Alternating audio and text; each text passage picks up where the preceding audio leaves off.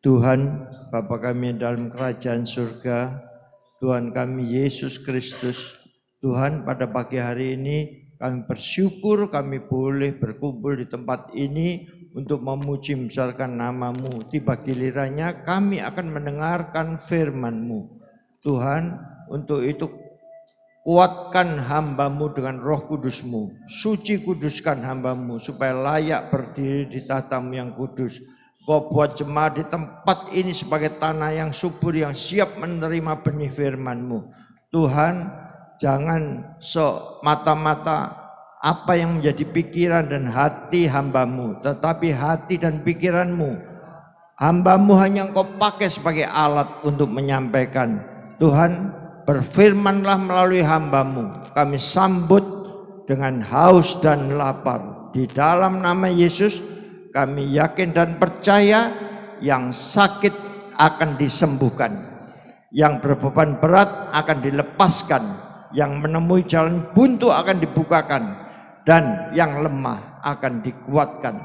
Terima kasih, kami yakin dan percaya Engkau dengar doa kami, karena doa ini kami panjatkan dalam nama Yesus Kristus Tuhan. Yang percaya sama-sama saya katakan amin. Silakan duduk Bapak Ibu. Shalom, selamat pagi. Sukacita sekali saya bisa berdiri di tengah-tengah Bapak Ibu kembali. Hari ini saya akan pilihkan tema khotbah rahasia hidup damai sejahtera. Ya, seperti yang terpapang di sini. Nanti kita ambil dari kitab Roma 12 ayat 17 sampai 21. Memang di situ disebutkan nasihat untuk hidup dalam kasih. Namun ya memang ya, segala sesuatu buah-buah roh itu adalah harus didasarkan dengan kasih. Sebab tanpa kasih tidak bisa kita melakukan apa yang Tuhan perintahkan. Bapak Ibu, mengapa sih saya kok ambil judul ini? Sebab kita merasakannya di dunia ini terjadi kejahatan, ketidakadilan, ya, bermacam-macam, kemunafikan, korupsi, ya, kekerasan, intoleran, sehingga membuat suasana itu menjadi kacau balau. Banyak orang iri hati, dengki. Dia dengan cara-cara yang jahat mencoba untuk bisa mengambil keuntungan. Oleh karena itu, damai itu hampir-hampir tidak ada. Baik itu damai secara fisik maupun secara perasaan, ya, kejiwaan. Fisik ada di Ukraina, di Timur Tengah dan lain sebagainya. Tetapi damai secara fisik ini pun ya tidak kita orang Kristen semua alami. Ada yang menderita, ada yang khawatir, takut, ya, bimbang hatinya karena banyak hal. Tapi hari ini Bapak Ibu, kita mau belajar rahasianya. Bagaimana sih supaya kita bisa hidup damai sejahtera? Kita mau belajar kepada Rasul Paulus, ya, di kitab Roma tadi. Dan kalau Bapak Ibu nanti mau menyimak bareng sejenak, dan jangan lupa ya, semuanya tadi atas dasar kasih, pastikan Bapak Ibu dan saya juga akan mengalami hidup damai sejahtera. Sebelum kita masuk lebih jauh, kita baca dulu ayat utamanya ya. Kitab Roma 12 dimulai ayat 17, 18, 19, 20, 21 ya. Janganlah membalas kejahatan dengan kejahatan, tapi lakukan apa yang baik di hadapan Tuhan ya mestinya. Jadi tidak baik menurut kita. Ayat 18-nya, sedapat-dapatnya kalau hal itu bergantung kepada kamu, hiduplah berdamai dengan semua orang. Di situ ditekankan, jadi ya, jangan asal-asalan, tapi ditekankan tekankan sedapat-dapatnya. Jadi kita berusaha semaksimal mungkin. Ayat 19-nya dikatakan apa Bapak Ibu? Saudara yang kekasih ya. Jangan kamu menuntut pembalasan. Berilah tempat bagi murka Allah. Karena ada tertulis pembalasan itu adalah hak Allah. Dan akulah yang akan menuntut balas, firman Tuhan. Lalu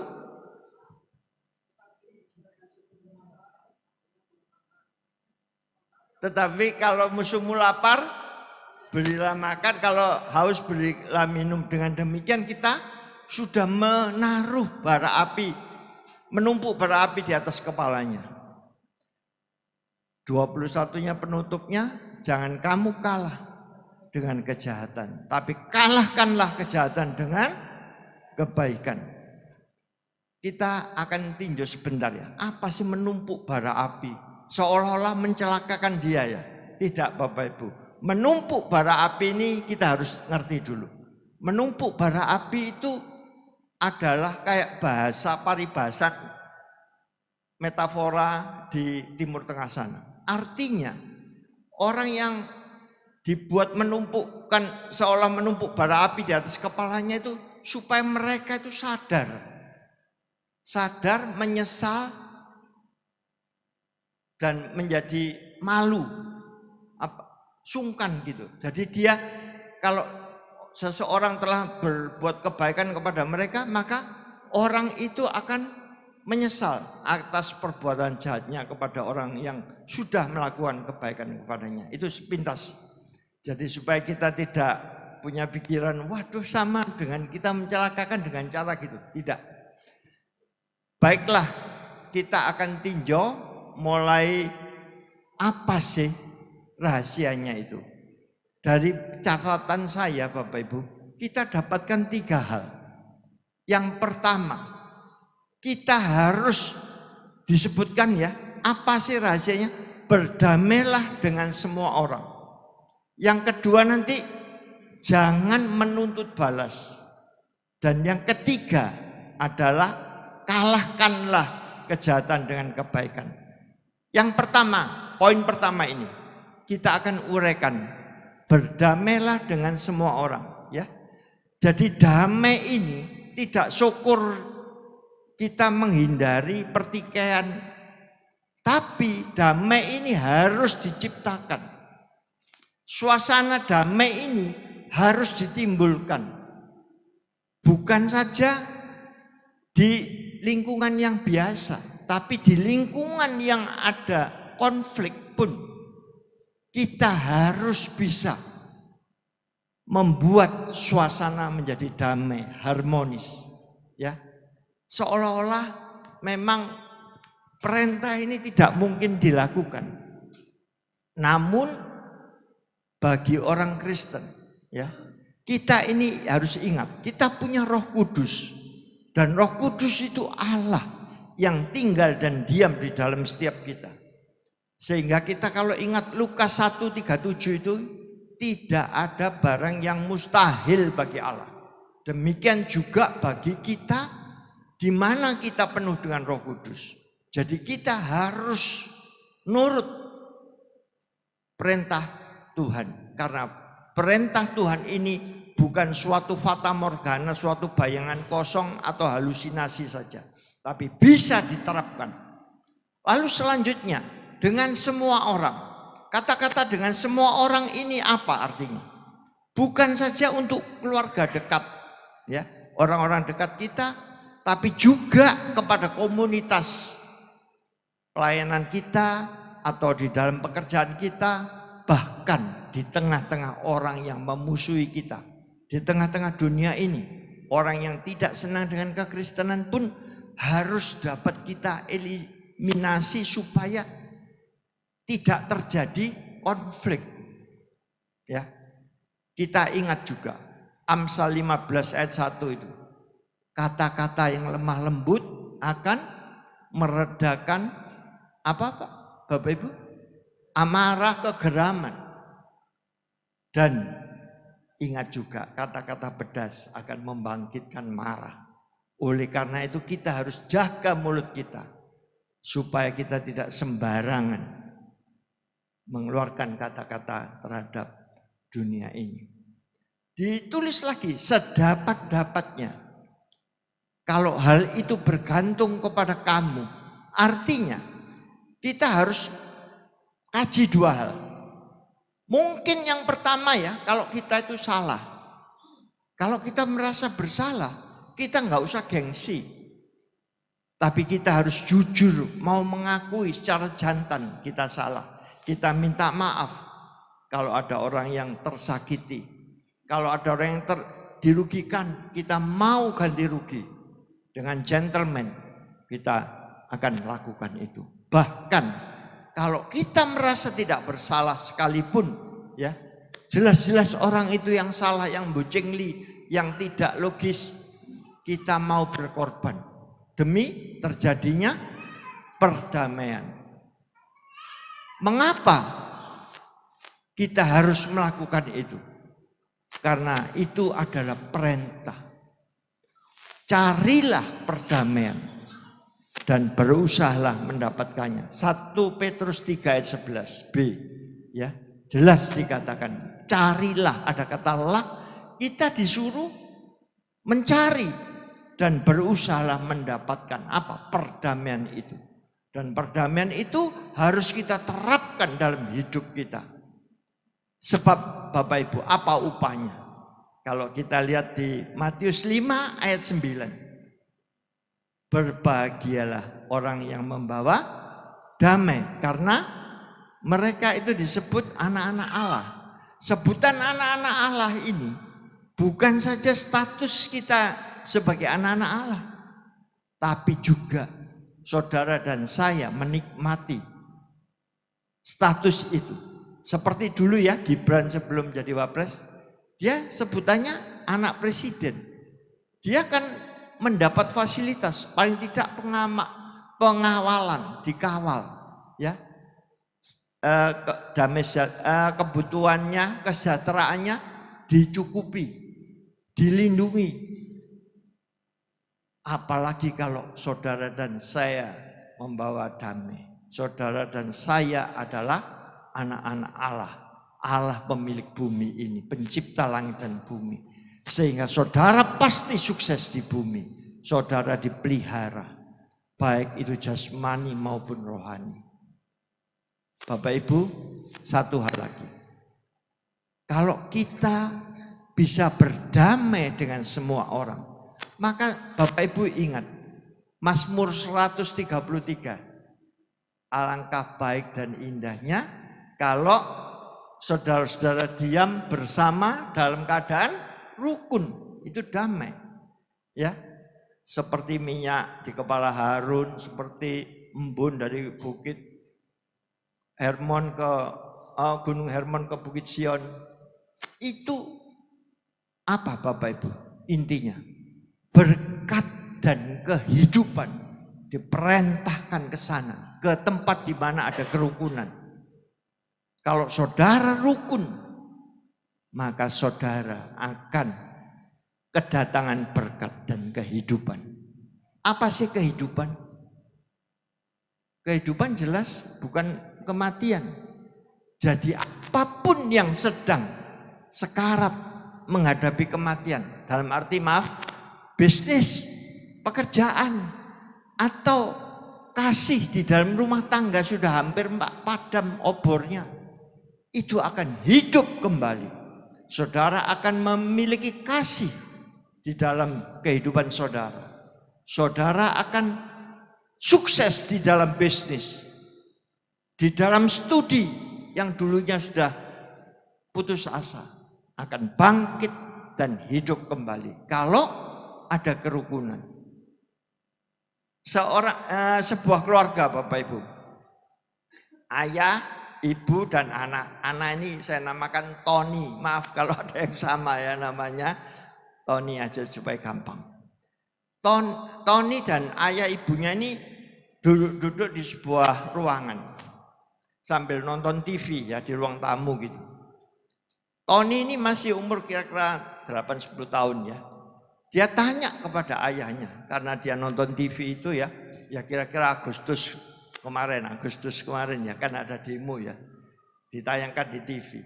Tony ini tanya kepada ayahnya, "Pak, demo itu kok enggak berorasi, tapi kok bakar-bakar sama menjarah, ngerampok, mencuri.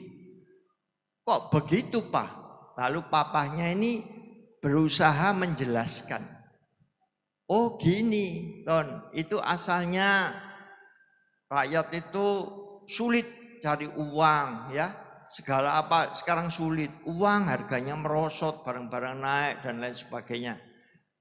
Terus di DPR terlalu mewah-mewah, bajunya tinggi, berjoget riak."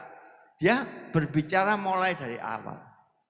Ibunya langsung nyeletuk, "Pak, kamu itu jelas anak kecil kok muter-muter." Yang to the point gitu. Ini sebab musababnya demo itu ada ojol ditabrak polisi. Lalu ayahnya merasa kayak terhina gitu. Dia ngomongnya mulai kasar, Bapak Ibu. Yang ditanya itu kamu atau aku? Kamu kok nyerocos saja?" Ibunya ganti ngamuk. "Aku itu punya mata dan telinga dan mulut. Aku berhak menjawab kalau hal itu salah. Anak Tony ini aku gembol, maksudnya ngandung ya, 9 bulan. Aku pelihara sejak bayi. Aku tahu sifat-sifatnya ini." Wah, mamanya. Sambil apa Bapak Ibu? Dia berdiri dari duduknya, keluar pintunya dibanting. Dier. Ayahnya makin marah. Seolah-olah mau ngejar, tapi untung Tony ini bijaksana. Enggak tahu kena apa ini ya. Ketiban roh apa ini? Ya pasti roh dari Tuhan. "Papa, aku sudah ngerti sekarang. Demo itu ada akibatnya karena ketersinggungan." Jadi Bapak Ibu, kita perlu berdamai. Bukan saja di tengah keluarga, tapi di komunitas kita tadi dan di tempat-tempat yang sekalipun kita dibenci. Kalau Bapak Ibu bisa berdamai dalam keluarga, pastikan di gereja tempat kita sekarang ini akan ada damai dan ada berkat dari Tuhan. Bahkan kota Surabaya akan diberkati. Bapak Ibu, itu poin yang pertama. Poin yang kedua, kita masuk di apa? Setelah tadi satu, berdamailah dengan semua orang. Kedua, jangan menuntut balas ya. Jangan menuntut balas ini apa sih? Menuntut itu perintah atau keinginan yang kuat ya, menuntut ilmu. Jadi belajar dengan keras. Kalau ada orang yang kamu akan saya tuntut di hadapan pengadilan, akan diserahkan ke pengadilan, minta keadilan ya. Kalau ini jangan menuntut balas, artinya kita tidak boleh membalas orang yang telah menjahati kita. Kalau kita dijahati orang, itu tidak boleh kita balas. Mengapa? Sebab kalau kita dijahati, kita lagi membalas orang itu dengan kejahatan, berarti kita kan berbuat jahat. Apalagi kejahatan yang akan kita balas kepada orang pembuat kejahatan tadi, itu harus lebih besar, bukan? Ya, jadi kejahatan kita lebih besar, kita merencanakan, padahal di hukum dunia ini, kalau orang berbuat pidana dengan perencanaan, hukumannya jauh lebih berat. Ya, kalau orang berkelahi salah satu terbunuh, misalkan 5 tahun ya membunuh orang.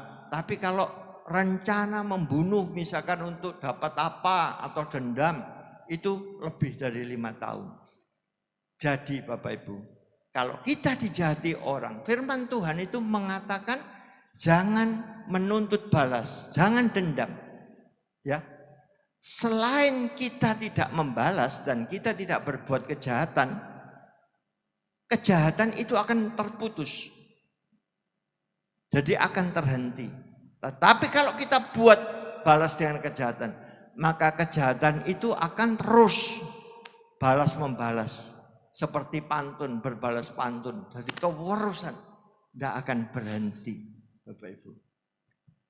Lalu kita pertanyaannya, bagaimana Pak caranya?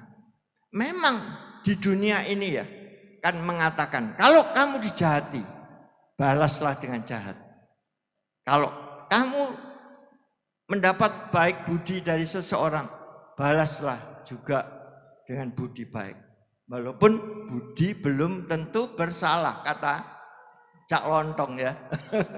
Jadi kita maksudnya itu kalau baik balas baik, kalau itu adalah patokan dunia. Kalau patokan iblis, air susu dibalas dengan air toba. Tapi kalau patokan ilahi, kekristenan terutama, kejahatan harus dibalas dengan kebaikan. Bapak Ibu ingat ini ya, harus ingat pengampunan dan kasih ya. Yesus di Matius 5:43 itu berkata, kamu telah mendengar firman, maksudnya hukum Taurat ya.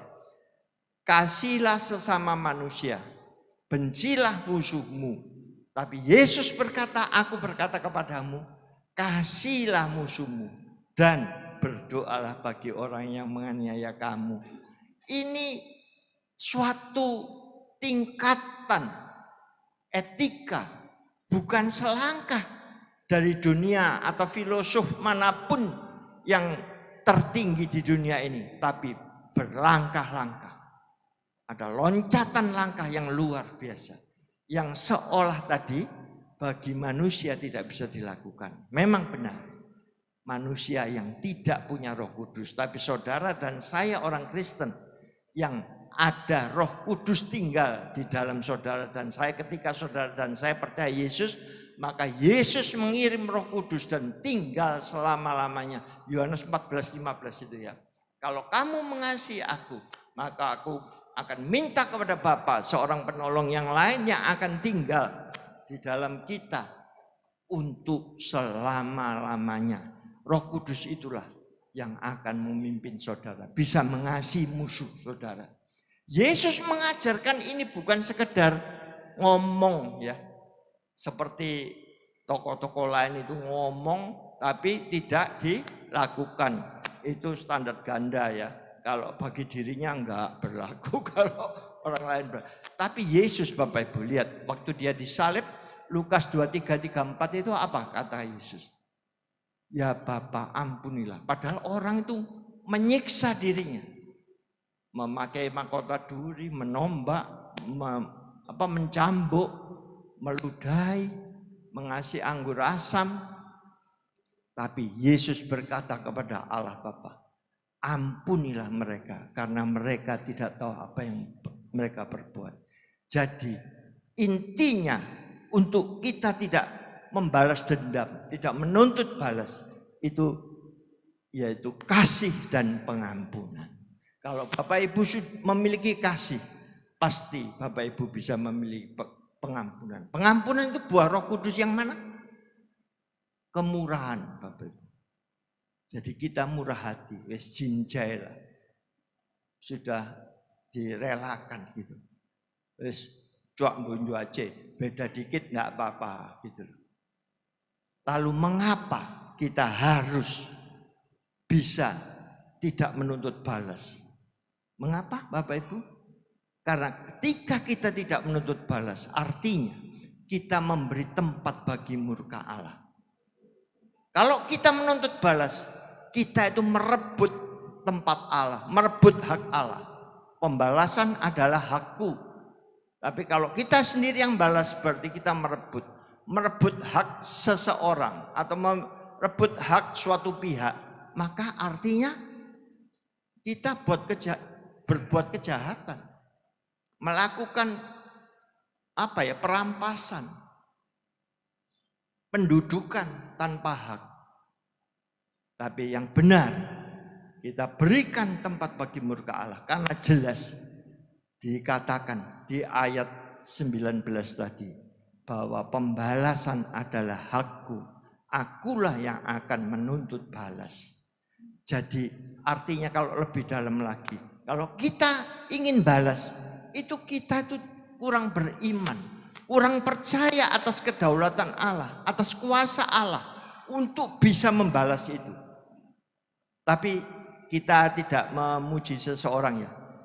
Ingat Ahok Bapak Ibu, ketika dia dijatuhi hukuman ya, dia berkata apa? Barang siapa mensolimi aku ya, menjahati dia, bukan siapa-siapa yang akan balas, tapi Allah yang Maha Kuasa nanti akan membalas ya. Dia memberikan tempat bagi murka Allah, walaupun dia orang yang emosional. Bapak Ibu, kita harus memberi tempat bagi murka Allah, dan itu akan dibereskan Allah. Saya punya teman, dia ini dulu kuliah di Beijing ya. Pulang dari kuliah, dia ini anak orang kaya ya. Ayahnya pabrik shuttlecock, bolanya untuk badminton itu Bapak Ibu ya. Dia ngomong, "Pak, Papa kerja enggak maju-maju. Cuma bikin gini dok, diedarkan di Indonesia. Ini harus ekspor. Aku tahu caranya gini-gini." Dia kan sekolah di sana, jadi bahasanya ngerti, terus tahu tempat-tempatnya kira-kira gitu. Dia maksa. Akhirnya ayahnya juga mau beralih generasi, silahkan. Diekspor dengan segala cara, sulit dilakukan. Sampai di sana itu ditolak Bapak Ibu. Karena kualitasnya rendah. Contohnya beda ya, biasa ya orang dari kita contohnya lebih baik daripada aslinya, ditolak. Terus akhirnya dirunding-runding, dipotong. Pengiriman kedua juga demikian. Ada saja alasannya. Yang pertama misalkan banyak jahitan brodol, yang kedua bulunya angsa itu terlalu kaku dan lain sebagainya, tidak menurut standar. Akhirnya dia ini dendam Bapak Ibu pada importer di sana itu. Dia yang pengekspor, importernya di negeri sana. Dia kirimi apa Bapak? Sampah. Jadi kontainer itu diisi sampahnya pabrik. Karet, spon, bulu-bulu yang sudah tidak terpakai, terpotong-potong itu bulunya kok itu ya. Semua kertas-kertas, kardus-kardus dimasukkan di kontainer, disegel atas nama pabrik, dikirim. Dia bangganya Bapak Ibu cerita, akulah satu-satunya orang di dunia ini yang berani ekspor sampah untuk balas loh, pikirnya dia. Tapi Bapak Ibu tahu akibatnya, pabriknya ini sekarang tidak laku gara-gara dia masuk di media internasional. Ini terjadi kejahatan yang luar biasa ya. Di ekspor semua itu hampir-hampir tidak mau mendengar dari negeri kita ada ekspor apa itu harus hati-hati. Orangnya bocengli, orangnya apa bisa, pokoknya konotasinya jelek. Ini gara-gara orang ini dendam, mau membalas. Dia tidak tahu, tidak merasa itu kejahatan besar. Tapi dia bangga bisa menjahati orang. Bapak Ibu, saya yakin dan percaya di tempat ini kita tidak ada yang setidak waras dia. Ya, jadi kalau kita mesti mengerti bahwa segala sesuatu itu harus sesuai dengan firman Tuhan. Dan kita mau menginjak ke poin 3 terakhir ya, masih 5 menit Pak. Poin 3 tadi apa? Jangan kamu kalah terhadap kejahatan, tapi kalahkan kejahatan itu dengan kebaikan. Jadi Bapak Ibu, kalau orang melakukan kejahatan kepada kita, tadi kan tidak boleh dibalas ya. Ini dibalas tapi dibalas dengan kebaikan. Pastikan langsung terisolasi, terputus rantai kejahatan ini. Dan saudara dan saya menang terhadap kejahatan. Sebab kejahatan itu kan ada rohnya. dari si iblis, bapak segala dusta, bapak segala jahat itu iblis. Kalau dia tidak bisa mempengaruhi orang untuk melakukan kejahatan, dia kalah kan. Jadi kalau kita sudah melakukan kebaikan, maka kejahatan itu terputus. Ya, misalkan gini, seseorang ada bertetanggaan, di belakang rumahnya itu selalu dilempari sampah, dibuntel plastik, dilemparkan gitu, ya. Sebab memang rumah teman saya ini jarang ditempati, jadi pikirnya tidak bertuan. Tetangganya itu sering melempar sampah. Tapi dia ini untung, dia orang Kristen, dia bijak. Dia tidak tegur, tapi dia datangi, dibawakan apa? Roti, dibawakan apa, pokoknya yang baik, makanan. Sehingga tetangga itu, dia sungkan. Wih, tetangga kita belakang rumah itu baik orangnya. Gak kenal, gak sanak, gak kadang, tidak famili. Tapi dia selalu memberi makanan yang baik. Dia sampai mungkin pembantunya itu berani melempar sampah itu ya seizin dia. Mungkin kalau mau buang sampah itu bayar. Wes untal nang mburi gitu kira-kira. Siapa yang tertawa biasanya melakukan. Itu Bapak Ibu, dia sudah mewanti-wanti anaknya, mewanti-wanti pembantunya, pegawainya lainnya, sopir, suster dibilang, ojo sampai lu buang sampah. Mungkin dulunya dia yang mengizinkan, makanya dia terus memberitahu. Jadi Bapak Ibu, kalau kejahatan dilawan dengan kebaikan, pasti terputus. Bagaimana caranya? Seperti itu tadi. Dan juga ya, ingat ya, kalau seseorang melempar kita batu, dibalas dengan lemparan apa? Roti, bunga. Tapi jangan sama potnya loh ya. Kok dilemparkan sama potnya atau sama vasnya yang keras dari kaca ya, betul Bapak Ibu ya. Jadi Bapak Ibu, kita ingat firman Tuhan mengatakan ya, kita ini ciptaan Allah. Efesus 2 ayat 10. Kita ini ciptaan Allah. Kita pokoknya kita ini dibuat di dalam Yesus Kristus. Ya, untuk apa Bapak Ibu? Diciptakan dalam Yesus Kristus untuk melakukan perbuatan baik. Dan itu sudah direncanakan sebelumnya. Supaya apa? Supaya kita hidup di dalamnya. Artinya supaya saudara dan saya bisa melakukan perbuatan baik itu. 1 Petrus 3:11a itu juga dikatakan, jauhilah kejahatan, lakukan yang baik. Jadi kalau Bapak Ibu dan saya bisa melakukan yang baik itu, maka kejahatan akan terputus.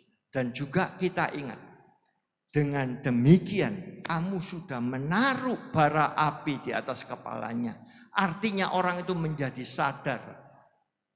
Waduh, orang itu baik kok saya perlakukan sedemikian. Jadi dia juga malu. Dia akan sadar dan menyesal atas perbuatannya itu. Sehingga dia tidak lagi menjahati kita, tapi kita menjadi berdamai dan kita menjadi anak Tuhan yang diberkati karena kita sudah mengalahkan kejahatan itu. Kesimpulannya Bapak Ibu, 3 hal ya. Yang pertama tadi apa Bapak Ibu? Kita harus berdamai dengan semua orang ya. Caranya berdamai dengan semua orang itu bukan saja menghindari konflik, tapi kita harus ciptakan perdamaian itu.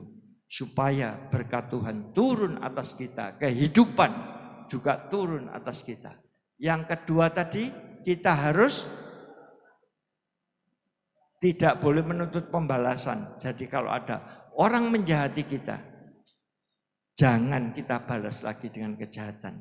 Kita harus ingat, pembalasan itu haknya Allah. Yang benar kita harus memberikan tempat bagi murka Allah. Ingat Ahok tadi, sehingga Allah berdaulat atas kuasanya. Barang siapa melanggar firman Tuhan, dia akan dihukum sendiri. Jadi kita tidak perlu menuntut balas. Yang ketiga, apa Bapak Ibu? Semua luar biasa ya, tanggap ya. Jadi mengalahkan kejahatan dengan kebaikan. Tapi tadi ingat ya, jangan lempar bunga dengan potnya. Tapi kita harus benar-benar tulus. Kalau misalkan berdoa bagi orang yang menganiaya kamu, jangan didoakan, jangan cepat dipanggil Tuhan. Ya, tapi berdoa sungguh-sungguh supaya dia diampuni, diberkati, supaya apa yang menyebabkan dia berbuat salah itu bisa kembali. Itu doa yang tulus. Bapak Ibu, seperti biasa ya, saya akan tutup dengan sebuah pantun ya. Supaya kita semangat, jangan lupa nyawer ya. Walaupun tidak dengan uang, tapi dengan cakep. Kata-kata cakep. Siap nyawer? Pulang sekolah, jangan lupa ambil jahitan. Pulang kondangan, jangan lupa bawa kotaan. Kejahatan, jangan kamu dikalahkan kejahatan. Tapi kalahkan kejahatan dengan kebaikan. Amin. Tuhan Yesus memberkati. Di dalam nama Tuhan Yesus, ya Roh Kudus Allah, meteraikanlah firman Tuhan yang sudah kami dengar dalam setiap kehidupan kami, sampai Tuhan panggil kami pulang ke dalam kekekalan. Berkat-Mu selalu baru dan berlimpah-limpah untuk hamba-Mu Bapak Pendeta Dr. Paulus Gunawan. Tuhan memberkati segala impian, segala kerinduan dan pengharapannya, beserta istri, anak-anak, menantu, cucu, semuanya tanpa terkecuali boleh memuliakan, boleh menjadi berkat dan menyatakan kemuliaan Allah buat kerajaan Tuhan di seluruh bumi ini. Hamba berdoa di dalam nama Tuhan Yesus Kristus, Engkau akan melipat gandakan dan Engkau akan mengimpartasikan iluminasi lebih dan lebih lagi. Bapak, terima kasih Engkau menerima setiap persembahan anak-anak-Mu. Engkau memperhitungkannya sebagai kebenaran dan memberkati kami semua dengan berlimpah-limpah. Terima kasih Bapa di sorga. Sebelum kami meninggalkan gereja ini untuk sementara waktu, kami juga berdoa buat semua partner pelayanan dimanapun beliau berada. Semuanya tanpa terkecuali diberkati. Amen. Di dalam nama Tuhan Yesus Kristus. Bapak, terima kasih. Kami sungguh mengucap syukur. Kami menyerahkan saudara-saudara kami yang tidak bisa hadir, dimanapun beliau berada, tangan kasih Tuhan menjangkau mereka. Kami yang hadir, kami sudah terima berkat, kami mengucap syukur. Kami mau diubahkan dan kami mau memiliki karakter Kristus. Terima kasih Bapa di sorga. Semua yang sudah disampaikan tadi termeteraikan dalam hidup kami. Di dalam nama Tuhan Yesus Kristus.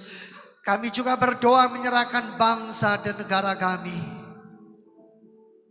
Kami mau memberkati Bapak Presiden dan wakilnya. Memberkati seluruh jajaran Menteri TNI dan Polri. Memberkati semua pemerintahan yang ada di negeri kami. Agar beliau-beliau semuanya diberikan hati yang tunduk, hati yang takut, hati yang menyembah, hati yang meninggikan, dan hati yang mengagungkan Tuhan. Bapak, terima kasih. Terima kasih. Biarlah proses penyelenggaraan pengelolaan negara ini dikerjakan dengan disertai hati yang tunduk, hati yang takut, hati yang hormat akan Tuhan. Gereja-gereja hamba-hamba Tuhan diberikan kesatuan dan persatuan untuk hidup tunduk dan melakukan firman Tuhan. Jemaat yang dikasihi Tuhan, sekarang angkatlah kedua belah tanganmu. Arahkan pandanganmu kepada sorga sebelum kau pulang.